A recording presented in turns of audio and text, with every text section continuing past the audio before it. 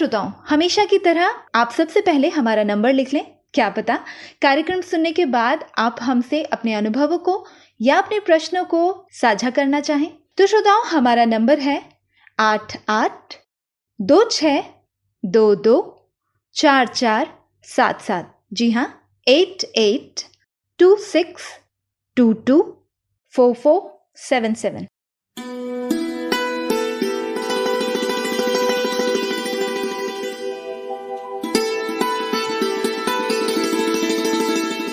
श्रोताओं, आज का इंसान लालच में अंधा हो गया है कि इंसानियत को खोता जा रहा है। आज लोगों को किसी के दुख से कोई फर्क नहीं पड़ता, बस उनका लालच और उनका स्वार्थ पूरा होना चाहिए। लालच के इस भंवर में ऐसा फंस चुका है कि वह भूल जाता है कि मुसीबत किसी पर भी आ सकती है। कुछ ऐसी ही घटना पर आधारित हमारा आज का नाटक है। ये नाटक शुरू होता है रेखा जी के घर से।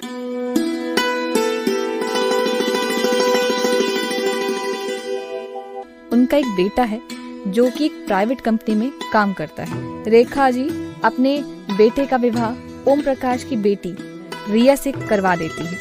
ओम प्रकाश जी दिल के मरीज थे, उनकी पत्नी का भी निधन हो गया था। बेटी रिया के विवाह के बाद उनकी तबीयत अक्सर खराब रहती थी। रिया एक सुंदर और सुशील लड़की थी।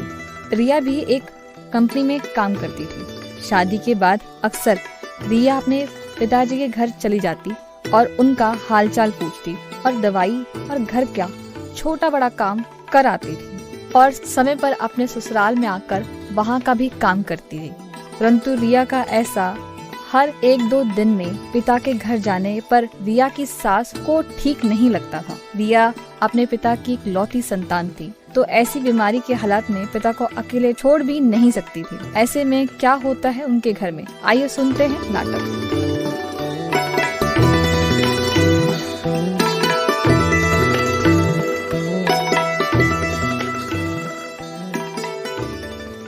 अंकुश की मम्मी क्या कर रही हो?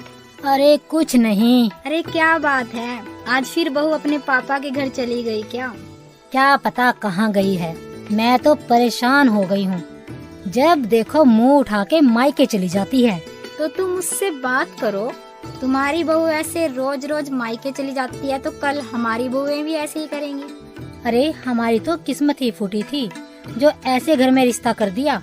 चलो बेटा, अंकुश के आने का टाइम हो गया है, उसके लिए भी चाय बनानी है अभी। हे भगवान, बहू के रहते अब तुम चाय बनाओगी? क्या फायदा ऐसी बहू का? क्या करूं, मैं तो खुद पछता रही हूँ ऐसी बहू को घर लाकर। तुम अपने बेटे से क्यों नहीं बात करती कि वो अपनी पत्नी को समझाए? आज अंकुश से बात करती हूँ। वैसे मैं तो किसी के घर के मामले में बोलती ही नहीं। तुम्हारी बहू है, तुम्हारा घर, मुझे क्या मतलब। मैं तो चलती हूँ, मुझे और भी बहुत काम है। पड़ोस की आंटी के जाने के कुछ समय बाद अंकुश आ जाता है और रिया को आवाज लगाता है। रिया, कहाँ हो यार? एक गिलास पानी पिला देना। ये लो बेटा पानी। अरे माँ, आप पानी लाई, रिया कहाँ है? अरे मुझे क्या पता कहाँ गई है। कब गई है ये तो पता होगा। मुझे क्या पता कब गई है। देख अंकुश, जब से रिया जॉब करने लगी है तब से ये कुछ ज्यादा ही घूम रही है। अरे माँ, कुछ काम होगा तभी तो गई है। हाँ, घर के सिवा हर काम उसके लिए जरूरी है। अरे माँ, तुम भी ना। अरे और भी तो लड़कियाँ हैं जो जॉब करती हैं और टाइम से घर आकर घर भी संभालती हैं। हाँ माँ, मैं अपने कमरे में जा रहा हूँ आराम करने। ठीक है बेटा, जाओ और आराम करो। रेखा जी की ऐसी बातें सुनकर अंकुश कमरे में चला जाता है और रेखा जी वहीं बैठकर टीवी देखने लगती है। कुछ समय बाद रिया आ जाती है, परंतु सास के चेहरे को देखकर समझ जाती है कि घर में कुछ तो हुआ है। तो रिया अपनी सास से पूछती है, माँ अंकुश आ गए क्या? और रिया की आवाज सुनकर वहाँ अंकुश भी आ जाता है और रिया से पूछता है, रिया तुम कहाँ गई थी? मैं पापा के घर गई थी, उनकी तबीयत ज्यादा खराब हो गई है। अरे यार, तो घर में बताकर तो जाना था ना। अरे मम्मी जी को बताया तो था कि मैं पापा जी के घर जा रही हूँ, उनकी तबीयत खराब हो गई है और 2-3 घंटों के लिए वहाँ जा रही हूँ। पर मम्मी जी, आप तो बोल रही थी कि रिया ने आपको कुछ नहीं बताया। अरे बेटा, इसका तो रोज का काम हो गया है। और बहू तू अब कोई नया बहाना ढूंढ ले, मैं तो तंग आ गई हूँ तेरे एक ही बहाने से। अरे माँ जी, मेरे पापा बीमार हैं, इसमें बहाने वाली क्या बात है। हाँ हाँ, एक तेरे ही पापा बीमार हैं और तेरे जाते ही ठीक भी हो जाते हैं। माँ जी, आप कैसी बातें कर रहे हो? आपको तो सब पता है, मेरे पापा का मेरे सिवा कोई नहीं है और उनकी उम्र भी ज्यादा हो गई है और उनको दिल की बीमारी है। उनका ध्यान रखने के लिए मेरे सिवा कोई नहीं है, इसलिए मैं वहाँ जाती हूँ। अरे तेरे बाप को इतना ही बीमार रहना था तो किसी और से शादी कर देता तेरी, और उसको ही घर जमाई बनाकर रख लेता और अब करवाता अपनी सेवा। पर रिया, ऐसे रोज रोज जाना भी ठीक नहीं है, और फिर यहाँ माँ को भी तो काम में परेशानी होती है ना। अरे अंकुश, घर का सारा काम और रात का खाना बनाकर गई थी ताकि माँ जी परेशान ना हो। अरे माँ, फिर आपको क्या परेशानी थी? और माँ, अपने सास बहू के चक्कर में मुझे मत फंसाया करो प्लीज। और रिया तुम भी, और अपनी मायके की कोई भी बात मेरे सामने नहीं करोगी, ठीक है? ठीक है। अरे बेटा, अब ऐसा भी क्या कर दिया? अपनी पत्नी को समझाने के बजाय तू मुझे ही बोल रहा है। अरे माँ, इससे तो अच्छा है मैं ऑफिस ही ठीक था। इतना बोलकर रिया और अंकुश कमरे में सोने के लिए चले जाते हैं और रेखा जी भी अपने कमरे में चली जाती है। सुबह के समय रिया सबके लिए नाश्ता बनाती है और अंकुश को टिफिन देती है और साथ ही बोलती है कि उसे अपने पापा जी को डॉक्टर के पास ले जाना है, तो ऑफिस से हाफ डे की छुट्टी लेकर वहां से अस्पताल चली जाएगी। अंकुश भी हाँ चली जाना ऐसा बोलकर चला जाता है और रिया भी घर का काम करके ऑफिस चली जाती है और ऑफिस से हाफ डे की छुट्टी लेकर अपने पिता के घर चली जाती है।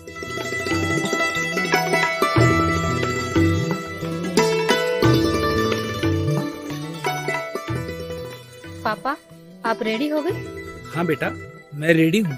पापा, आपने कुछ खाया है कि नहीं? हाँ बेटा, खा लिया। तुम्हारे चाचा के बेटे और बहू आए हैं, उन्होंने ही घर का काम किया है। तो अभी कहाँ हैं वो? वे मार्केट गए हैं, कुछ राशन का सामान लाने, आते ही होंगे। अरे भाभी, आ गई आप? पहले बताती तो रात को मैं यहीं रुक जाती। अरे दीदी, बस चाचा जी की तबीयत के बारे में सुना तो सोचा जाके मिल आते हैं। अच्छा किया भाभी। और वहाँ सब कैसे हैं? अरे दीदी, बाबूजी के जाने के बाद तो घर में मन ही नहीं लगता। घर में बड़े बूढ़े हों तो मानो घर में भगवान हैं, और उनके जाने के बाद तो घर सूना सूना सा हो गया है। भाभी, अब होनी को कौन टाल सकता है। भाभी, आप यहीं क्यों नहीं रुक जाती? मेरे पापा की देखभाल भी होती रहेगी और आपका और पापा जी का भी मन लगा रहेगा और मैं भी बेफिक्र होकर काम कर लूंगी। ठीक है दीदी। थैंक यू भाभी। रिया अपने पिताजी को हॉस्पिटल ले जाती है और फिर वापस घर छोड़कर अपने ससुराल चली जाती है और 2 महीने अपने पिता के घर नहीं जाती, बस फोन पर ही हालचाल पूछ लेती थी। एक दिन रिया ने अंकुश से बोला कि आज वह ऑफिस नहीं जाएगी। ये सुनकर अंकुश ने पूछा, तुम्हारी तबीयत तो ठीक है? तो उसने बताया कि तबीयत तो ठीक है, पर आज उसने पूरे दिन की छुट्टी ली है, उसे कोर्ट जाना है। यह सुनकर रेखा जी बोलती है, अरे कोर्ट क्यों जाना है? बस कुछ काम है, पापा जी के साथ जाना है। अरे ऐसा भी क्या कर दिया तेरे पापा ने जब कोर्ट जाना है? मम्मी जी, पापा जी ने कुछ नहीं किया। अरे फिर कोर्ट क्यों जा रहे हो? कुछ तो किया होगा। अरे मम्मी जी, पापा जी ने ऐसा कुछ नहीं किया, काम मुझे है, इसलिए मैं पापा जी को साथ ले जा रही हूँ। पर रिया, सब ठीक तो है? अगर कोई प्रॉब्लम हो तो बता दो। मेरे पापा के नाम जो भी प्रॉपर्टी है वो मैं चाचा के बेटे और बहू के नाम करना चाहती हूँ, इसलिए मुझे उनके साथ कोर्ट जाना होगा। क्या तुम्हारे पापा अपनी सारी प्रॉपर्टी अपने भाई के बेटे के नाम पे कर रहे हैं? रिया, ये तुम क्या कह रही हो? हाँ जी, मैंने जो कहा वो सच है। अरे जब तुम हो तो तुम्हारे रहते हुए तुम्हारे पापा अपनी संपत्ति अपने बेटे के नाम पर कैसे कर सकते हैं? क्यों नहीं दे सकते? जो उनकी देखभाल करेंगे वही उनकी प्रॉपर्टी का हकदार होगा। हे भगवान, ये तो सारी प्रॉपर्टी दान कर देगी। क्या सोचने लगी माँ जी? पर ये जरूरी तो नहीं कि वो तुम्हारे पिता की देखभाल करेंगे। क्या पता प्रॉपर्टी मिलने के बाद देखभाल ना करें, फिर क्या करोगी तुम? उसका भी इंतजाम कर दिया है माँ जी मैंने। घर में CCTV कैमरे लगवा दिया है, और ये बात एग्रीमेंट में भी मेंशन कर दी है। अगर उन्होंने पापा की देखभाल नहीं की तो सारी प्रॉपर्टी ट्रस्ट को चली जाएगी। रिया, क्या तुमने इतनी बड़ी बात मुझे बताना जरूरी नहीं समझा? अंकुश, तुमने ही तो कहा था कि मैं तुम्हारे सामने मायके की कोई बात ना करूं। पर रिया, पर कुछ नहीं, मेरे लिए मेरे पापा की देखभाल जरूरी है। अगर मैं उनकी देखभाल नहीं कर सकती तो उनकी प्रॉपर्टी पर भी मेरा कोई हक नहीं। लो, गई भैंस पानी में। अब इस लड़की को कौन समझाए? ये तो अपना ही नुकसान करने पर लगी है। कैसा नुकसान माँ जी? अरे, तेरे पापा की प्रॉपर्टी अगर तेरे पास रहेगी तो तेरे ही काम आएगी ना। पर माँ जी, अगर मैं आपको खाना बनाकर ना दूं, न ही आपकी बीमारी में देखभाल करूं और आपके बेटे और घर को ना संभालूं, तो क्या आपकी प्रॉपर्टी पे हमारा कोई हक है या नहीं? अरे बेटा, तू तो गुस्सा मान गई। नहीं माँ जी, समय रहते ही सब समझ आ गया कि आपने मुझसे अपने बेटे की शादी प्रॉपर्टी के लिए की थी, ना कि मेरे गुणों को देखकर। बड़े अफसोस की बात है कि आज भी दुनिया में आप जैसे लोग हैं। रिया की यह बातें सुनकर रेखा जी को अपनी गलती का एहसास हुआ और किए हुए बर्ताव पर पछतावा भी हुआ। तो श्रोताओं, रेखा जी को अपनी बहू रिया के सामने शर्मिंदा होना पड़ा।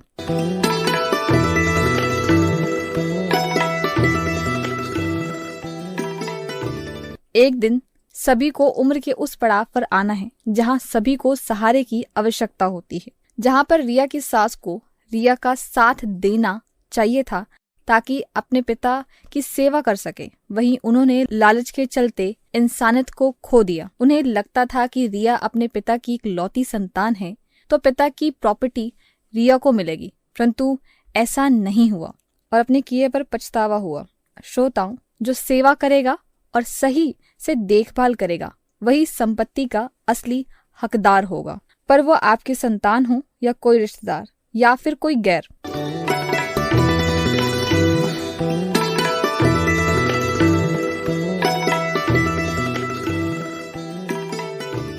इस विषय में आप क्या विचार रखते हैं, हमें अवश्य बताएं। इसके लिए आप हमें फोन करें, मिस कॉल करें या SMS करें इस नंबर पर। नंबर है 8826224477। जी हाँ, 8826224477। नमस्कार।